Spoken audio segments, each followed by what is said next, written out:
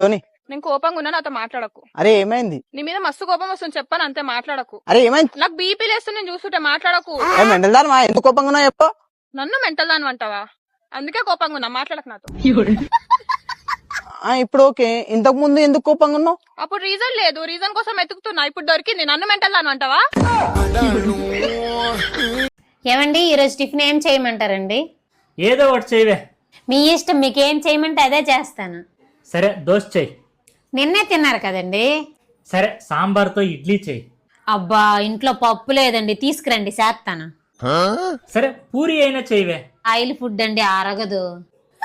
సరే కనీసం bread jam ఉంటే మొహం మీద పడే. మీరేమైనా పేషెంటా అది తినడానికి?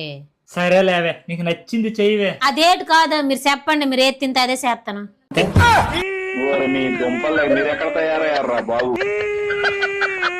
అమ్మా నేను స్టేట్ ఫస్ట్ వచ్చని చెప్పి సీఎం గారే నాకు సన్మానం చేశారమ్మా. ఓ అవునా, ఓకేరా.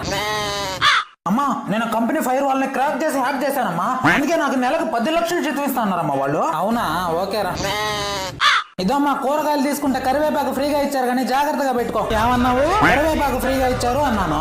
ఇప్పుడు నా కొడుకు అనిపించావు నువ్వు. ఏమండి వీడు నా కొడుకండి.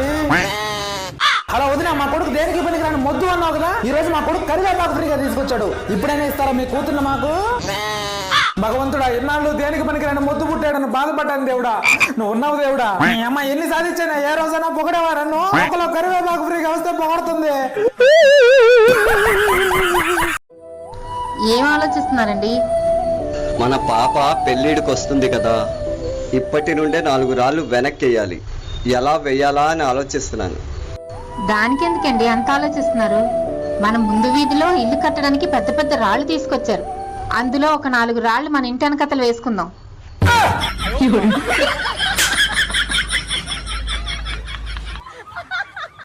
ఇండియన్ పేరెంట్స్ పరిచయం లేని వాళ్ళతో మాట్లాడనివ్వరు గానీ పెళ్లి చేసి పంపించేస్తారు.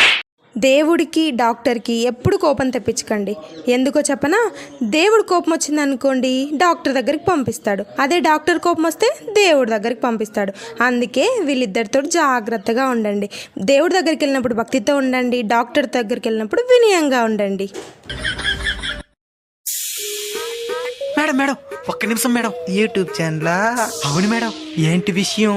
మీరు ఎలాంటి లక్షణాలు ఉండే వ్యక్తిని పెళ్లి చేసుకోవాలనుకున్నారు? 6 అడుగులు ఎత్తు ఉండాలా, 6 పలకల దేహం ఉండాలా, అకౌంట్లో 6 crores ఉండాలా. నువ్వు మాత్రం అరకి తినేదే ఉండాలా. ఇవాటి కొంచెం దూరంగా పోయి మాట్లాడు ఫోను. నువ్వే దొరంగ బాబు. 6 crores అమ్మాయిని దూరంగా పోమంటావా? మేడం అయింత మనకి ఎందుకు మేడం? పెళ్లి అయిన తర్వాత మీ అత్తమామల్ని మీరు ఏ విధంగా చూసుకుంటారు? అత్తమామల్ని ఏం చూసుకునేది? పెళ్ళైన మరుక్షణం వాళ్ళు వృద్ధాశ్రమంలో ఉండాలా. నువ్వు ఆఫ్రికాలో ఉండాలా. రే లేక ఇంటర్వ్యూ చేస్తున్నారా, కొంచెం దూరం పోయి మాట్లాడరా. ట్రెండ్ అయితే శ్రీదేవి డ్రామా కంపెనీ పిలుస్తారా? మేడం మీరు చెప్పిన లక్షలతో ఏ అబ్బాయి దొరకపోతే పెళ్లి చేసుకోకుండా అట్నే ఉండిపోతారా? అడ్డేది ఎవరినో ఒకరిని చేసుకోవద్దే. మరి చేసుకున్న తర్వాత 6 కోట్లు ఉండే మనిషి వచ్చి పిలుస్తాడు, వెళ్ళిపోతారా? అంతే, ఇంక ముగ్గురితే పని.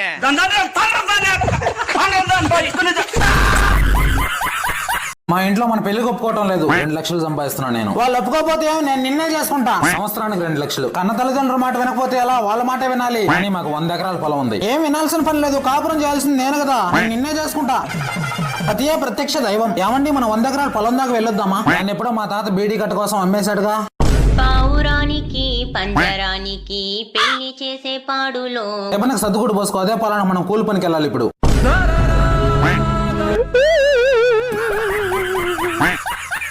ఏమండి హెయిర్ కట్ చేయించుకుందాం అనుకుంటున్నా అండి. కట్ చేసుకో. కానీ ఎంతో కష్టపడి పెంచాగా. వద్దులేవే. కానీ ఇప్పుడంతా షార్ట్ హెయిర్ ఫ్యాషన్ అండి. అయితే కట్ చేసుకో. కానీ లాంగ్ హెయిర్ అంటే మీకు ఇష్టం కదండి. వద్దులేవే. కానీ మా ఫ్రెండ్ చెప్పింది నాకు షార్ట్ హెయిర్ అయితే బాగుంటదంట. అయితే కట్ చేసుకో. మా ఫ్రెండ్ చెప్తే నేనే నాలా? వద్దులేవే. లైట్ గా కట్ చేయించుకుని రింగులు తిప్పేదండి. అయితే కట్ చేసుకో. అయినా నా మొహానికి రింగులు సెట్ అవ్వండి. వద్దులేవే. కానీ ఒక్కసారైనా కట్ చేయిస్తా అండి. అయితే కట్ చేసుకో. బాగాలేదంటే మీరే రెస్పాన్సిబిలిటీ. వద్దులేవే. చిన్నప్పటి నుంచి ఒక్కసారి కూడా కట్ చేయించుకోలేదండి. అయితే కట్ చేసుకో. కానీ షార్ట్ హెయిర్ మెయింటైన్ చేయడం చాలా కష్టం అండి. వదిలియే, నాకు ఏడుపు వస్తుంది.